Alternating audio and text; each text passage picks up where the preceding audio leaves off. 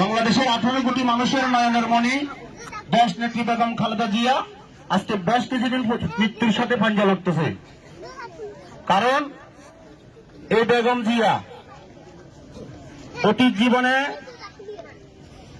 কোন একটি ভালো হাসপাতালে গিয়ে দেশের বাইরে গিয়ে চিকিৎসা করাতে পারে নাই। আমাদের দেশ নেত্রী বেগম খালেদা জিয়াকে বিনা চিকিৎসায় মারার জন্য তারা কৌশল করছে। কৌশলের অর্থ হচ্ছে কি, উনি একটা মানুষ যখন অসুস্থ হয়ে পড়ে তাহলে নিশ্চয় সে ডাক্তারের কাছে যেতে হবে, তো ডাক্তার হয়তো কোনো ভালো একটা হসপিটালে ভর্তি হতে হবে। কিন্তু এই দেশনেত্রী বেগম খালেদা জিয়াকে বিগত 17 বছর দেশের বাইরে গিয়ে নিজের শরীরের কোনো চিকিৎসা করার জন্য বাংলাদেশের ভালো ভালো যে হসপিটালগুলো রয়েছে ওই ধরনের হসপিটালগুলোতে দেশনেত্রী বেগম খালেদা জিয়াকে চিকিৎসা করার জন্য ওরা দেয় নাই।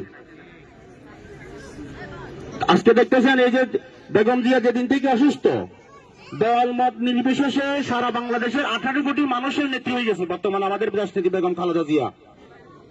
খালেদা জিয়ার জন্য মানুষ